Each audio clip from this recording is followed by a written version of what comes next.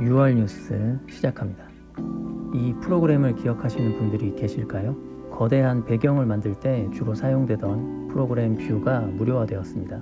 이 프로그램은 벤틀리라는 엔지니어링 회사에 인수되었다가 이제는 개발이 중단되면서 무료로 배포되기 시작했습니다. 지금은 프로그램이나 기술도 좋아졌고 영상을 만드는 노하우도 많아져서 사용하는 일이 많지 않지만 과거엔 사람들이 정말 많이 사용하던 프로그램이었습니다.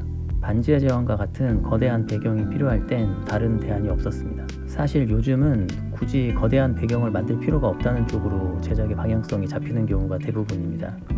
물론 제작비가 줄어든 영향이 가장 크죠. 게임 엔진의 사용 빈도가 많아지고 라이다 등을 이용한 배경 스캔 기술이 도입되면서 이제 직접 배경을 만드는 일이 줄어들고 있는 것 같습니다. 하지만 세상에 없는 배경을 만들어 보고 싶으신 분들은 사용해 보시는 것도 좋겠네요. 상업적 이용도 대부분 무료라고 합니다. 더보기란에 링크를 통해 더 자세한 정보와 관련 프로그램을 이용해 보시길 바랍니다. 7월 5일에 프레임스토어 밴쿠버 스튜디오가 문을 닫기로 했다고 합니다. 내부 메일로 이 소식이 전달됐다고 합니다. 런던과 뉴욕 등 다른 지역 스튜디오들은 그대로 유지된다고 하네요. 이유는 지난 헐리우드 파업의 여파이며 중단되었던 제작이 다시 시작됐지만 후반 작업인 VFX 산업까지 일이 도착하려면 아직도 시간이 조금 더 필요합니다. 때문에 당장은 일이 없으니 일부 스튜디오를 정리하겠다는 생각 같습니다. 현재 지난 파업의 여파로 스튜디오 규모를 줄이는 곳이 상당히 많으며 이 기회에 인력이 부족해 확장하지 못했던 스튜디오들이나 창업을 꿈꿨던 경력자들은 적극적으로 스튜디오를 설립하고 있습니다. 하지만 결국 제작이 활발히 진행되지 못한다면 업계가 안정화되기는 힘들 것으로 보입니다. 영상업계 특성상 자발적이던 비자발적이던 이직이 자주 일어나게 되자 북미 지역 아티스트들도 아예 다른 업종으로 이동할 것인가에 대해 깊은 고민을 하고 있는 것 같습니다. 빨리 안정이 좀 됐으면 좋겠네요. 타이밍이 절묘합니다. VFX 업계에서 화제가 됐던 영화 더 크리에이터의 VFX 작업에 참여했던 젤리피쉬 픽처스가 캐나다에 새로운 스튜디오를 설립합니다. 젤리피쉬 픽처스는 2023년에 인도의 스튜디오를 확장해 급격한 성장을 이루었습니다. 이번에 캐나다 토론토에 새로운 스튜디오를 설립하면서 또 한 번 큰 성장할 수 있는 기회를 얻었습니다. 이 스튜디오가 확장을 하는 타이밍이 항상 절묘했습니다. 북미 지역의 VFX 스튜디오들이 인도에서 급격한 확장을 시도하다가 여러 가지 이유로 인도 스튜디오들의 규모를 줄이거나 폐쇄했던 때가 있었죠. 젤리피쉬 픽처스는 이때 인도에서 스튜디오를 확장합니다. 보통 정리해고가 시작되면 양질의 인재들도 함께 일을 그만두게 됩니다. 이 인재들을 적극적으로 흡수하겠다는 전략입니다.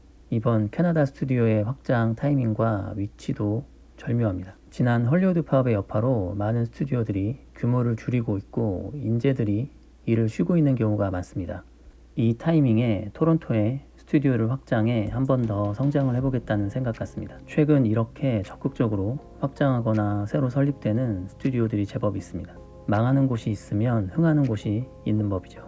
불행 중 다행이라는 표현을 이럴 때 사용하는 게 맞을까요? 캐나다 몬트리올 지역이 VFX 산업과 애니메이션 산업에 대한 세금 공제 혜택을 축소하려는 움직임을 보이고 있습니다. 이 세금 공제 혜택 축소에 대해 각 스튜디오들의 대표들은 2025년까지 연기해 줄 것을 요구했지만 받아들여지지 않았습니다. 이 정책에 반대하는 사람들은 이 여파로 몬트리올 지역에 위치한 상당수의 스튜디오들이 이전할 것으로 생각한다고 합니다. 지난달 뉴스에서도 전해드렸듯이 현재 VFX 스튜디오들은 세금 등 여러 혜택이 있는 카나리아 제도 등의 지역으로 적극적으로 이전을 추진하고 있기 때문에 굳이 몬트리올에 남아있을 이유가 없기도 합니다. 현재 캐나다의 다른 지역에서도 VFX 산업과 애니메이션 산업에 대한 지원이 줄어들고 있는 게 사실입니다. 캐나다 지역에 VFX 스튜디오가 줄어들 것이라는 전망을 하는 것도 무리는 아닙니다. 더 자세한 사항은 더보기란에 기사 링크를 참고해 주십시오. 디즈니 애니메이션 모아나의 후속편도 제작 중이지만 실사 영화도 제작 중입니다.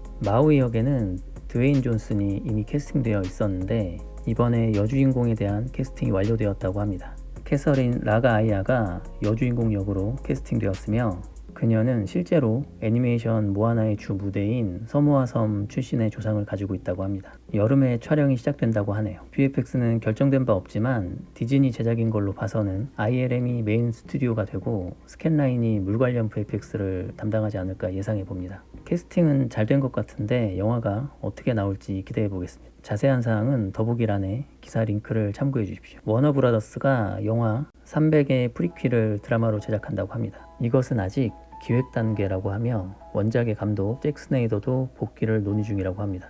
영화 1편의 비주얼이 유지되는 게 관건일 것 같네요.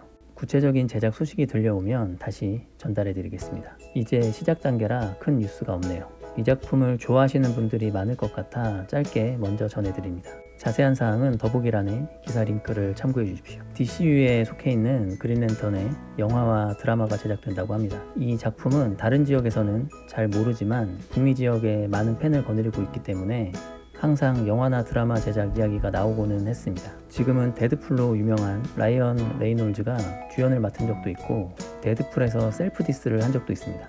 이 작품의 제작 소식을 DCU의 수장 제임스 건이 직접 인스타에 업로드했다고 하네요. 할 조던과 존 스튜어트 두 명의 그린 랜턴이 출연하게 될 것이라고 하며 드라마와 영화를 오가며 이야기가 전개될 것이라고 합니다. 또한 미스터리 탐정물이라는 이야기도 있네요. 문득 스파이더맨 느와르가 떠오르네요. 제작이 조금 더 진행되면 다시 전달해 드리겠습니다. 자세한 사항은 더보기란에 기사 링크를 참고해 주십시오. 마지막 주까지 뉴스가 적어서 이번 달은 쉬어야 하나 긴장하고 있다가 마지막 주에 쓸만한 뉴스들이 나와서 결국 영상을 제작했네요.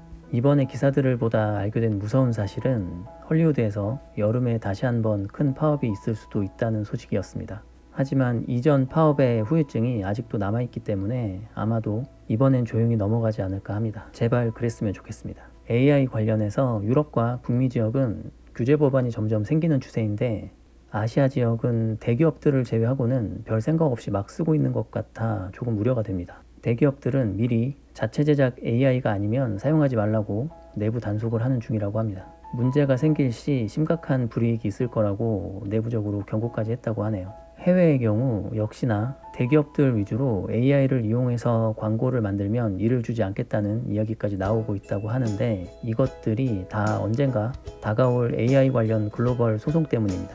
미리 대비하는 거죠. AI 관련해서는 좀 더 뉴스를 모아보겠습니다. 항상 급하게 제작해서 부족한 영상이지만 너그럽게 봐주시고 구독해주시고 좋아요 눌러주시는 여러분들 정말 감사드립니다. 모두 건강하고 즐거운 한 달 되시고 저는 다음에 뵙겠습니다.